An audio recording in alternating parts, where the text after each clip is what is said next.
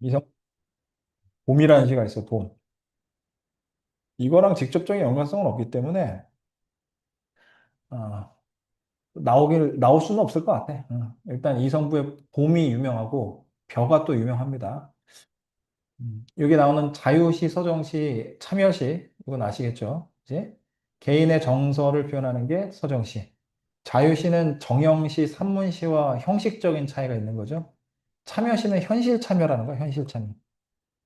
현실에 영향을 끼치기 위해서 현실과 관련된 내용을 시로서 형성한 게 참여시라고 보통 얘기를 합니다. 참여시. 참여시에 대한 뭐 여러 설명이 있겠지만 현실 참여시 이렇게 생각하면 돼. 현실 참여시. 그러면 이해가 좀 빠르겠죠? 참여적, 예찬적, 뭐 칭찬, 찬양, 훌륭하고 좋다. 이렇게 보면 돼.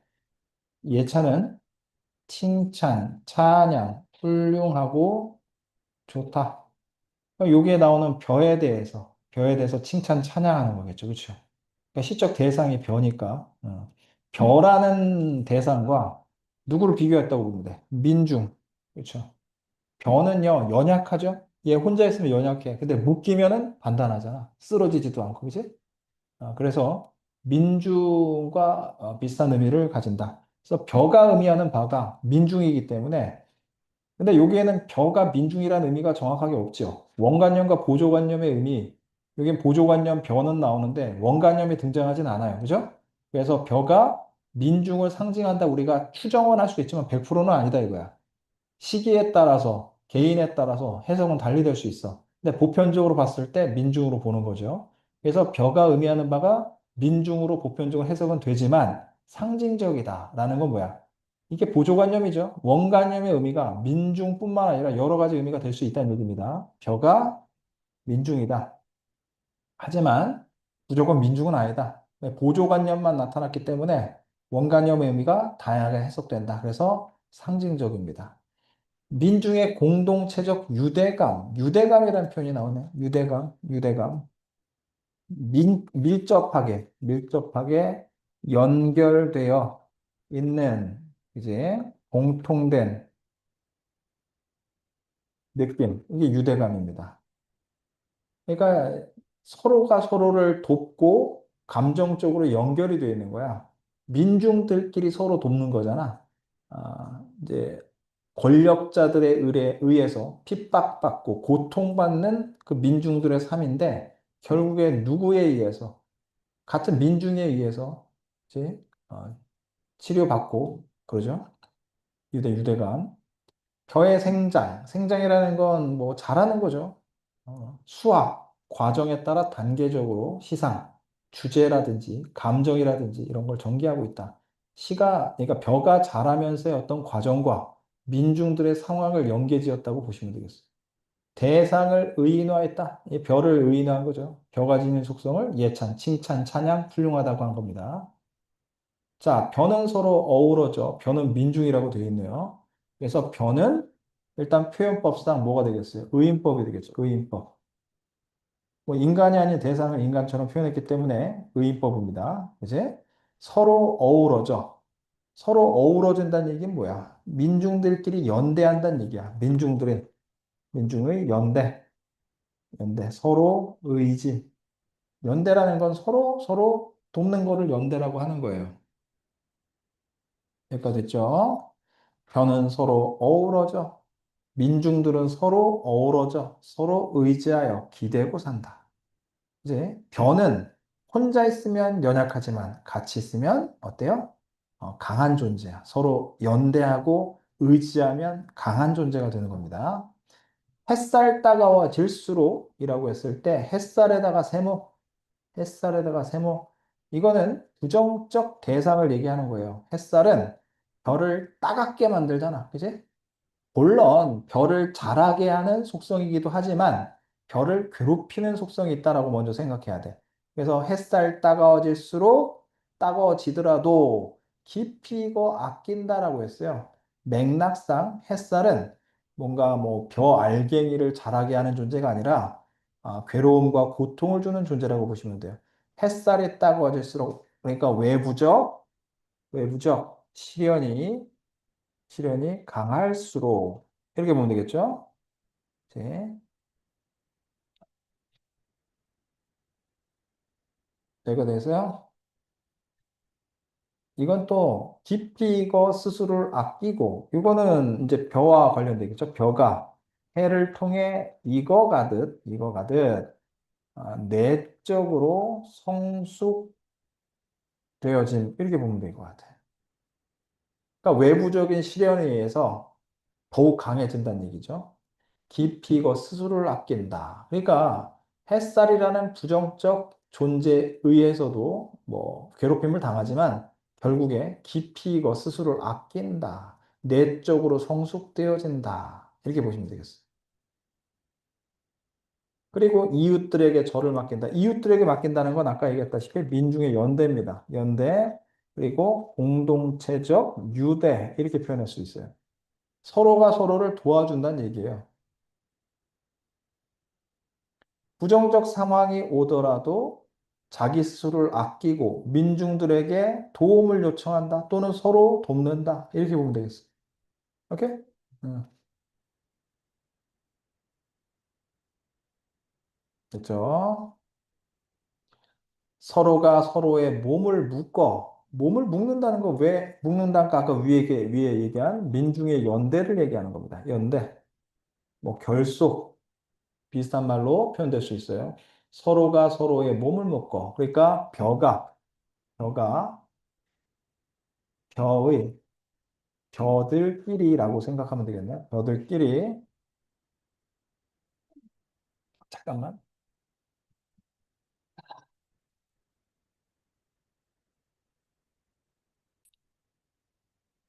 서로가 서로의 몸을 묶어 연대하는 거죠. 더욱 튼튼해진 백성들을 보아라.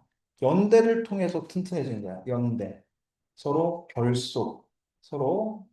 서로가 서로를 의지하면서 튼튼해진 겁니다. 백성은 여기서 벼 같죠. 벼. 백성은 벼입니다. 그러니까 우리가 벼는 막 자라. 근데 풀이기 때문에 뭐 비바람, 태풍이 오면 쓰러져. 그치? 근데 얘네들을 서로 묶어 놓으면은 쓰러지지 않아요. 백성들도 똑같이 어때요? 서로 의지하고 있으면은 쓰러지지 않아요. 결속되어 있으면, 연대되어 있으면 서로 더욱 튼튼해진다고 보면 돼.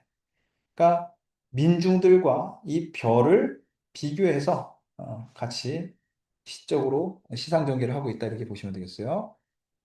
자, 우리가 연대를 통해서 강해진 상황을 얘기하는 겁니다. 그러니까 별을 묶듯이 민중들도 연대 결속해서 강해졌다. 죄도 없이 죄 지어서도 불타는. 그러니까 민중들은요, 죄가 없는데도 불구하고 죄도 없는데 억울하게, 억울하게 고통받는 상황이었어요. 죄도 없이 죄 지어서 더욱 불타는. 그러니까 죄가 없는데도 불구하고 억울하게 고통받는 상황들이 반복됐었죠. 그렇죠? 역사에서 우리가 볼 수 있습니다. 죄도 없이 죄 지어서. 자, 죄가 없는데 어떻게 죄 지음? 말이 안 되죠. 근데 억울하게 고통받는 상황을 이렇게 표현한 거지. 그래서 표현법상 뭐가 되는 거야? 역설법이 됩니다. 역설법. 마음들을 보아라. 그 마음은요, 벼입니다. 벼를 보아라. 음. 민중들을 보아라. 그렇죠? 마음들은 여기서 변화, 변화, 민중이라고 보시면 될 것 같아요. 아이고, 민중. 자, 죄도 없이 죄 지어서 더욱 불타는 벼. 죄도 없이 죄 지어서 더욱 불타는 민중. 그러니까 벼보다는 민중이겠죠. 왜냐하면 민중들은 죄가 없는데도 억울하게 고통받았잖아. 그 마음들을 보아라. 지금 우리가 벼를 키우고 있는 가운데 민중들을 떠올리고 있는 거니까 이 마음은 벼라고 보면 돼. 민중. 벼가 춤출 때, 추수가 될 때, 추수될 때, 추수할 때, 추수할 때 또는 추수될 때 벼는 소리 없이 떠나간다. 벼 알갱이는 어떻게 추수되면서 사라져 가잖아. 알갱이는요, 인간들을 위해서 소리 없이 떠나갑니다. 민중들도 마찬가지야. 민중들도 자기가 희생을 해서 예를 들어서 뭐 자유나 민주나 뭔가를 얻어낼 거 아니야. 희생하면서 뭔가를 얻어냅니다. 벼도 추수되면서 우리한테 쌀알갱이를 주잖아. 이렇게 생각하면 돼. 그다음 벼는 가을 하늘에도 서러운 눈 씻어. 서러운 눈 씻어는 뭐야? 부정적 상황 속에서 눈 씻어. 그러니까 서럽더라도 자신의 마음을 어떻게 할 수 있어? 다스릴 줄 안다. 다스릴 줄 안다고 봐야 돼. 그러니까 벼는 가을 하늘에도 이거는 생각할 필요가 없어요. 그러니까 벼가 자라는 와중에 생각을 하는 거야. 뭐랑 비교한다? 민중과. 민중들은 서러운 눈 씻어. 부정적 상황 속에서 눈물이 막 나올 거 아니야. 서러운 상황이 옵니다. 그런데도 불구하고 맑게 다스린다는 얘기는 뭐겠어요? 자신의 마음을 다스린다. 이거는 자신의 마음을 추스를 수 있다. 추스를 줄 안다. 이렇게 또 해석할 수 있어요. 이제 서러운 상황을 자신이 해결하는 거야. 감정을 정화하는 거야. 감정을 깨끗하게 만드는 거야. 오케이? 여기까지 됐죠? 바람 한 점에도. 자, 바람은 여기서 보통, 보통, 시리가 움직인다. 자, 바람 한 점에도, 시련 속에서도 제 몸에 노여움을 덮는다. 노여움을 덮는다는 게 노여워 너무 부들부들 떤다는 얘기가 아니라 참을 줄 안다. 참을 줄 안다는 건 절제할 줄 안다. 이렇게 보셔야 돼. 바람 한 점에도 시련 고통에 막 우리를 괴롭힐 거 아니야. 근데 제 몸에 어떤 그 화가 나는 것들을 어떻게 참을 줄 안다는 얘기야. 그죠? 감정을 절제한다. 이거를 다른 말로 감정을 절제한다. 이렇게 보시면 되겠어요. 알겠니? 응. 그리고 저의 가슴을 더운 줄도 안다. 저의 가슴도 더운 줄도 안다. 이게 뭐냐면은 더운 줄 안다라는 건 저항 의식을 가질 수 있다. 그러니까 가슴이 덥다라는 건 뭐겠어요? 열정일 수도 있지만은 가슴 속 불타는 어떤 노여움일 수 있겠죠? 또는 저항 의식이 있어요. 어, 저항 의식이 있습니다. 이렇게 불타는 노여움이나 저항 의식이 있어. 더운 줄 알아. 그럼에도 불구하고 참을 줄 안다는 얘기지. 그치? 벼가 떠나가며 바치는 이 떠나가며라는 건 추수되며 또는 희생되며 바치는 이 넓디 넓은 사랑. 넓디 넓은 사랑은 뭐 추수물을 얘기하는 거겠지? 쓰러지며 다시 일어서는 그 벼라는 존재가 그렇단 얘기야. 쓰러지더라도 끈질긴 생명력을 가지고 다시 일어나는 민중과 벼를 비교하는 거야. 쓰러지는 상황 속에서도 끈질기게,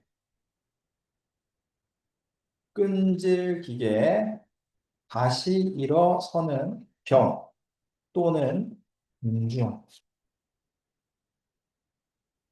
쓰러지고 다시 일어나는. 그러니까 단순히 벼가 아닙니다. 민중의 얘기야. 민중들은 굉장히 뭐예요? 억울하게 고통받는 상황 속에서도 그냥 좌절하지 않고 다시 일어난다는 얘기입니다. 벼의 속성과 비슷하다 이 얘기지. 이제 벼 역시 쓰러지고 다시 일어나지만 이제 역시 민중들 역시 다시 일어난다. 오케이? 끈질김이 생명력을 가지고 있다. 이 피 묻은 그리움. 자, 피라는 건 뭐야? 피라는 건 민중의 희생을 얘기하는 거야. 민중의 희생. 예를 들어서 자유나 민주 또는 평등과 같은 가치를 추구하고 얻기 위해 투쟁하겠죠. 투쟁하면은 뭐가 따라와요? 피가 나는 거야. 고통이 따르기 마련입니다. 피 묻은 그리움, 피 묻은 그리움. 이 피 묻은 그리움은 어, 여기에서 얘기하는 자유나 평등. 그러니까 피 묻은 그리움은 자유, 민중, 평등과 같은 게 그리움이야. 우리가 추구하고자 하는 바야. 근데 여기에는 항상 피가 묻을 수밖에 없어요. 희생이 따를 수밖에 없다. 이렇게 봐야 돼. 오케이? 이 피 묻은 그리움, 이 넉넉한 힘. 민중들의 힘을 얘기하는 겁니다. 자, 여기만 좀 조심하세요. 쓰러지고 쓰러지고 다시 일어서서 올라서는 건 누구예요? 겨이자 민중이에요. 끈질긴 생명력을 가지고 끝까지 살아남아. 이 피 묻은 그리움이 뭐야? 그리움이라는 건 우리가 추구하는 거잖아. 그리워한다는 건 뭐야? 자유나 평등이나 민주를 그리워한다는 얘기야. 근데 피가 묻어. 왜 피가 묻어? 민중의 희생이 항상 수반된다. 오케이? 이 넉넉한 힘, 민중의 저력으로 이런 것들을 쟁취할 수 있다는 얘기겠죠? 오케이? 어. 자, 다음 장. 저의 모습에서 어떤 속성을 발견하고 있냐? 서로 돕고 의지한다. 불의에 더욱 강하게 맞서 싸운다. 서러움과 노여움을 승화시켜 성숙해진다. 희생적인 사랑을 갖출 줄 안다. 이거보다는 벼가 상징하는 바가 뭐냐? 민중 백성. 이건 뭐 기본값으로 알고 계셔야겠죠? 자, 여기에서 이 벼라는 시를 정확하게 해석할 수 있는 이유는 외부적인 요인들을 우리가 같이 해석할 수 있기 때문이지. 70년대는 경제가 발전했지만 독재가 심했어요. 정치적 혼란이 심했습니다. 이런 빈부격차에 시달리며 힘든 삶을 살아야 했던 민중들, 이제 기본권을 지키기 위해 노력했다. 햇살 따가워진다라는 건 당연히 벼가 겪는 또는 민중들이 겪는 실형 고통. 죄도 없이 죄 지어서 더 불타는 아까 표현법상 뭐라고 했니? 역설법, 역설법. 그러니까 무고하게 억압받는 모습을 얘기를 하는 겁니다. 억울하게 당하는 모습. 그죠?